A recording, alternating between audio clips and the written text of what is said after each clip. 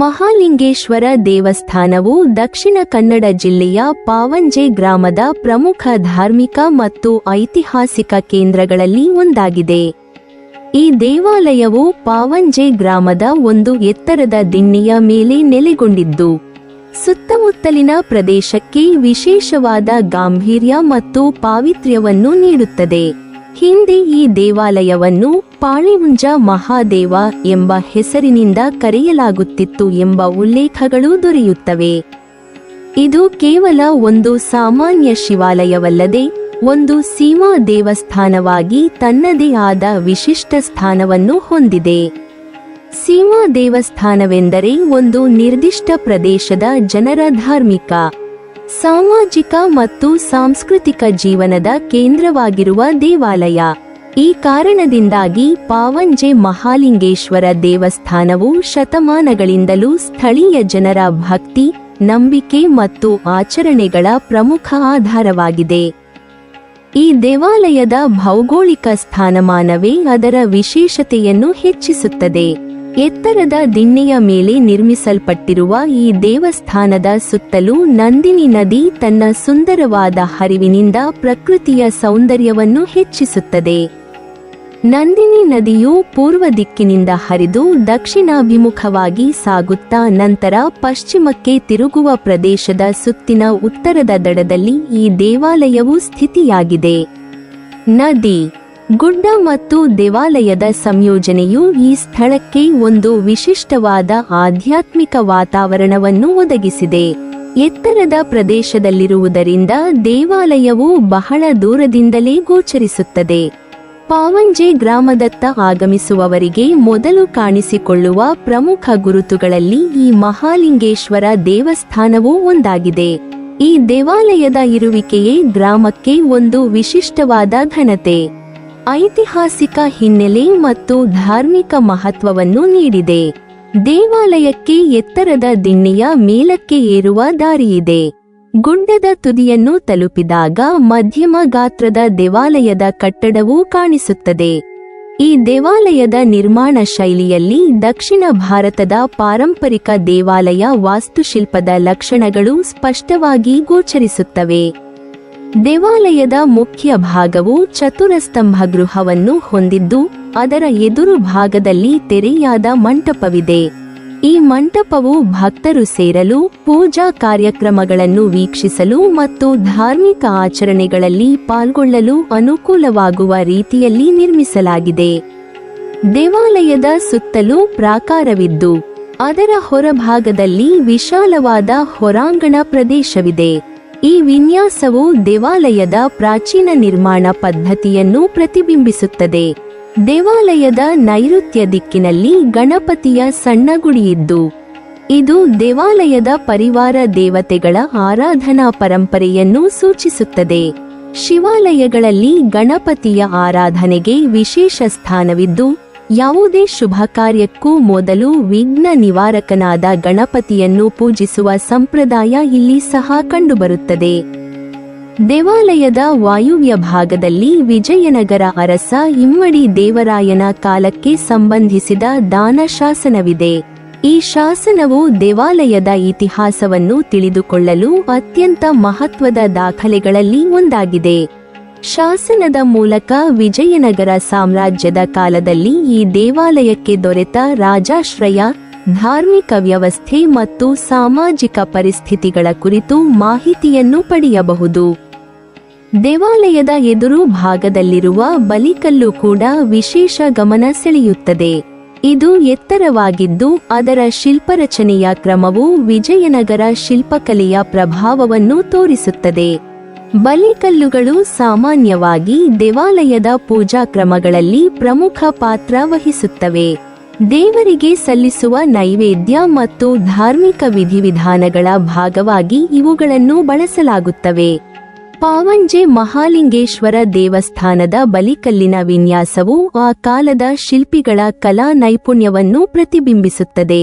ಸ್ಥಳೀಯ ಪೌರಾಣಿಕ ನಂಬಿಕೆಗಳ ಪ್ರಕಾರ ಈ ದೇವಾಲಯದ ಇತಿಹಾಸವು ದ್ವಾಪರ ಯುಗದವರೆಗೂ ಸಾಗುತ್ತದೆ ಎಂದು ಹೇಳಲಾಗುತ್ತದೆ. ವರ ಋಷಿ ಭಾರ್ಗವರು ಇಲ್ಲಿ ಅಖಂಡ ತಪಸ್ಸನ್ನು ಕೈಗೊಂಡು ತಮ್ಮ ತಪೋಬಲದಿಂದ ನಿಗ್ರಹ ಮತ್ತು ಅನುಗ್ರಹ ಶಕ್ತಿಗಳನ್ನು ಪಡೆದರು ಎಂಬ ಪ್ರತೀತಿ ಇದೆ. ಆ ಋಷಿಯು ಶಿವನ ಪರಮ ಭಕ್ತರಾಗಿದ್ದು ನಿತ್ಯ ಆರಾಧನೆಗಾಗಿ ಇಲ್ಲಿ ಲಿಂಗಸ್ವರೂಪಿಯಾದ ಶಿವನನ್ನು ಪ್ರತಿಷ್ಠಾಪಿಸಿದರು ಎಂಬುದು ಸ್ಥಳ ಮಹಾತ್ಮ್ಯದ ಭಾಗವಾಗಿ ಪ್ರಸಿದ್ಧವಾಗಿದೆ.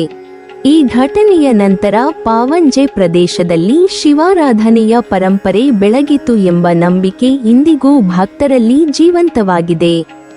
ದೇವಾಲಯದ ದಕ್ಷಿಣ ಭಾಗದಲ್ಲಿರುವ ಕೆಲವು ಗುಹೆಗಳು ಋಷಿ ಭಾರ್ಗವರ ತಪಸ್ಸಿನ ಸ್ಥಳಗಳೆಂದು ಸ್ಥಳೀಯರು ನಂಬುತ್ತಾರೆ.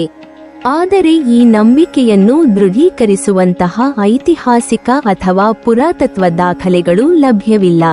ಆದರೂ ಈ ಪೌರಾಣಿಕ ಕಥೆಗಳು ಸ್ಥಳದ ಆಧ್ಯಾತ್ಮಿಕ ಮಹತ್ವವನ್ನು ಹೆಚ್ಚಿಸುತ್ತವೆ. ದೇವಾಲಯದ ಗರ್ಭಗುಡಿಯಲ್ಲಿ ಶಿವಲಿಂಗದ ರೂಪದಲ್ಲಿರುವ ಲಿಂಗವಿದ್ದು ಇದು ಮಹಾಲಿಂಗೇಶ್ವರನ ಮುಖ್ಯ ಆರಾಧನಾ ಕೇಂದ್ರವಾಗಿದೆ. ಪ್ರತಿದಿನವೂ ಇಲ್ಲಿ ಶಿವನಿಗೆ ಪೂಜೆ ಮತ್ತು ಧಾರ್ಮಿಕ ವಿಧಿವಿಧಾನಗಳನ್ನು ನೆರವೇರಿಸಲಾಗುತ್ತದೆ. ದೇವಾಲಯದ ಬಲಿಮೂರ್ತಿಯಾಗಿ ಪಂಚಲೋಹದಿಂದ ನಿರ್ಮಿಸಲಾದ ಸದಾಶಿವನ ವಿಗ್ರಹವಿದೆ. ಈ ವಿಗ್ರಹವು ಸುಮಾರು 14ನೇ ಶತಮಾನದ ಆರಂಭ ಕಾಲಕ್ಕೆ ಸೇರಿದೆ ಎಂದು ಇತಿಹಾಸ ತಜ್ಞರು ಅಂದಾಜಿಸಿದ್ದಾರೆ. ಪಂಚಲೋಹದ ವಿಗ್ರಹಗಳು ದಕ್ಷಿಣ ಭಾರತದ ದೇವಾಲಯ ಸಂಪ್ರದಾಯದಲ್ಲಿ ವಿಶೇಷ ಸ್ಥಾನ ಹೊಂದಿದ್ದು ಅವುಗಳ ನಿರ್ಮಾಣವು ಆ ಕಾಲದ ಲೋಹಶಿಲ್ಪದ ಉನ್ನತ ಮಟ್ಟವನ್ನು ತೋರಿಸುತ್ತದೆ. ದೇವಾಲಯದ ಒಳಾಂಗಣದ ದಕ್ಷಿಣ ಭಾಗದಲ್ಲಿ ಒಂದು ಸತಿಗಲ್ಲಿನ ಶಾಸನವಿದೆ. ಈ ಶಾಸನವು ಸುಮಾರು 14ನೇ ಶತಮಾನಕ್ಕೆ ಸೇರಿದೆ ಎಂದು ತಿಳಿಯಲಾಗಿದೆ.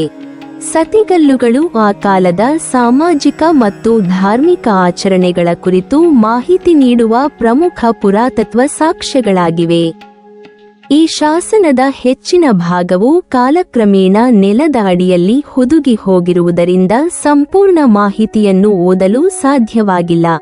ಆದರೂ ಅದರಲ್ಲಿರುವ ಶಿಲ್ಪ ವಿನ್ಯಾಸ ಮತ್ತು ಕೆತ್ತನೆಯ ಚಿಹ್ನೆಗಳು ಅತ್ಯಂತ ಕುತೂಹಲಕಾರಿಯಾಗಿವೆ.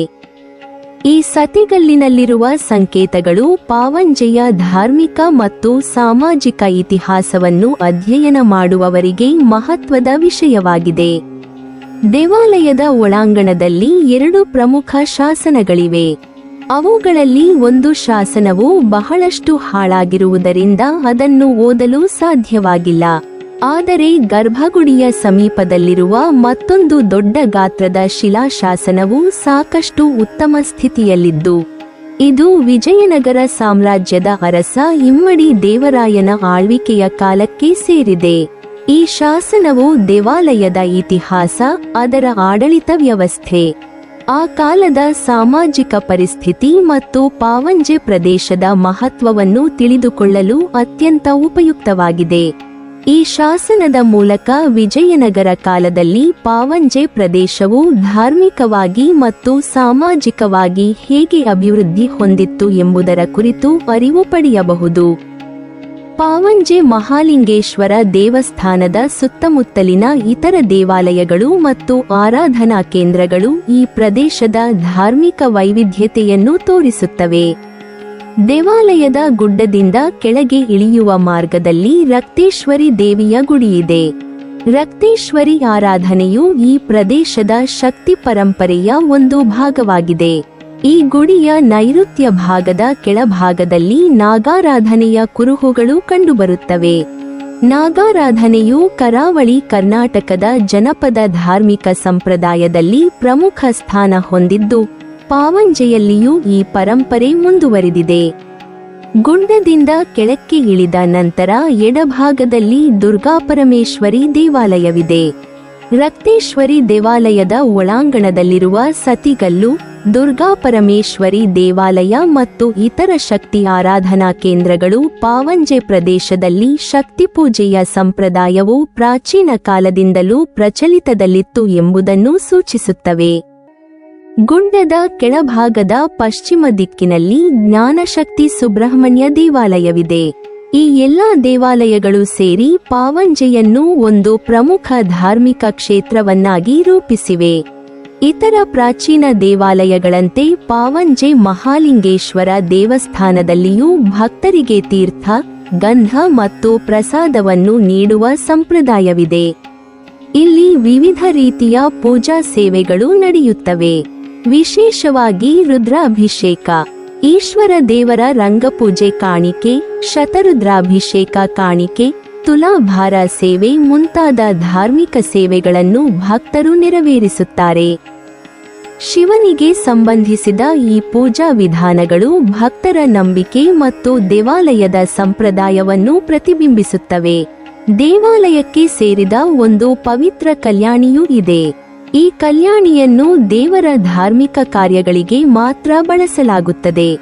ಪ್ರಾಚೀನ ಕಾಲದ ದೇವಾಲಯಗಳಲ್ಲಿ ನೀರಿನ ಮೂಲಗಳಿಗೆ ವಿಶೇಷ ಸ್ಥಾನವಿದ್ದು, ಪಾವಂಜೆ ದೇವಸ್ಥಾನದ ಕಲ್ಯಾಣಿಯು ಅದರ ಪಾರಂಪರಿಕ ಮಹತ್ವವನ್ನು ಉಳಿಸಿಕೊಂಡಿದೆ.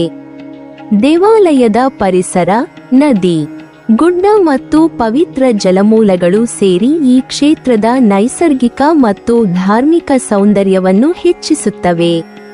ಪ್ರತಿ ವರ್ಷ ಶಿವರಾತ್ರಿಯ ಸಂದರ್ಭದಲ್ಲಿ ಈ ದೇವಾಲಯದಲ್ಲಿ ವಿಶೇಷ ಉತ್ಸವ ನಡೆಯುತ್ತದೆ. ಶಿವರಾತ್ರಿಯಿಂದ ಪ್ರಾರಂಭವಾಗುವ ಜಾತ್ರೆಯು ಸುಮಾರು 8 ದಿನಗಳ ಕಾಲ ನಡೆಯುತ್ತದೆ. ಈ ಸಂದರ್ಭದಲ್ಲಿ ಸಾವಿರಾರು ಭಕ್ತರು ದೇವಾಲಯಕ್ಕೆ ಆಗಮಿಸಿ ಮಹಾಲಿಂಗೇಶ್ವರನ ದರ್ಶನ ಪಡೆಯುತ್ತಾರೆ. ವಿವಿಧ ಧಾರ್ಮಿಕ ಕಾರ್ಯಕ್ರಮಗಳು, ಪೂಜೆಗಳು, ಉತ್ಸವಗಳು ಮತ್ತು ಸಾಂಸ್ಕೃತಿಕ ಚಟುವಟಿಕೆಗಳು ಜಾತ್ರೆಯ ಪ್ರಮುಖ ಆಕರ್ಷಣೆಗಳಾಗಿವೆ. ಈ ಉತ್ಸವವು ಕೇವಲ ಧಾರ್ಮಿಕ ಆಚರಣೆಯಷ್ಟೇ ಅಲ್ಲದೆ ಪಾವಂಜೆ ಗ್ರಾಮದ ಸಾಮಾಜಿಕ ಮತ್ತು ಸಾಂಸ್ಕೃತಿಕ ಒಗ್ಗಟ್ಟಿನ ಸಂಕೇತವೂ ಆಗಿದೆ. ಒಟ್ಟಿನಲ್ಲಿ ಪಾವಂಜೆ ಮಹಾಲಿಂಗೇಶ್ವರ ದೇವಸ್ಥಾನವು ಪೌರಾಣಿಕ ನಂಬಿಕೆ, ಐತಿಹಾಸಿಕ ದಾಖಲೆಗಳು, ವಿಜಯನಗರ ಕಾಲದ ಶಿಲ್ಪಕಲೆ, ಪ್ರಾಚೀನ ಶಾಸನಗಳು ಮತ್ತು ಜೀವಂತ ಧಾರ್ಮಿಕ ಸಂಪ್ರದಾಯಗಳ ಸಮನ್ವಯವಾಗಿರುವ ಅಪೂರ್ವ ಕ್ಷೇತ್ರವಾಗಿದೆ. ಎತ್ತರದ ದಿಣ್ಣೆಯ ಮೇಲಿರುವ ಇದರ ಸ್ಥಾನಮಾನ, ನಂದಿನಿ ನದಿಯ ಸಾನ್ನಿಧ್ಯ, ಪ್ರಾಚೀನ ವಾಸ್ತುಶೈಲಿ ಮತ್ತು ಶತಮಾನಗಳ ಆರಾಧನಾ ಪರಂಪರೆ ಈ ದೇವಾಲಯಕ್ಕೆ ವಿಶಿಷ್ಟವಾದ ಮಹತ್ವವನ್ನು ನೀಡಿವೆ. ಪಾವಂಜೆಯ ಧಾರ್ಮಿಕ, ಸಾಂಸ್ಕೃತಿಕ ಮತ್ತು ಐತಿಹಾಸಿಕ ಪರಂಪರೆಯನ್ನು ಉಳಿಸಿಕೊಂಡಿರುವ ಈ ಮಹಾಲಿಂಗೇಶ್ವರ ದೇವಸ್ಥಾನವು ಮುಂದಿನ ಪೀಳಿಗೆಗಳಿಗೂ ಅಧ್ಯಯನ ಮತ್ತು ಭಕ್ತಿಯ ಪ್ರಮುಖ ಕೇಂದ್ರವಾಗಿ ಉಳಿಯಲಿದೆ. ನೀವಿನ್ನೂ ನಮ್ಮ ಚಾನೆಲ್ ಅನ್ನು ಸಬ್ಸ್ಕ್ರೈಬ್ ಮಾಡಿಲ್ವಾ? ಹಾಗಾದರೆ ಈ ಕೂಡಲೇ ನಮ್ಮ ಇತಿಹಾಸ ದರ್ಶನ ಚಾನೆಲ್ ಅನ್ನು ಸಬ್ಸ್ಕ್ರೈಬ್ ಮಾಡಿ ಮತ್ತು ಪಕ್ಕದಲ್ಲಿರುವ ಬೆಲ್ ಐಕಾನ್ ಅನ್ನು ಪ್ರೆಸ್ ಮಾಡಿದರೆ ನಮ್ಮ ಹೊಸ ವಿಡಿಯೋಗಳನ್ನು ನೋಡಬಹುದು.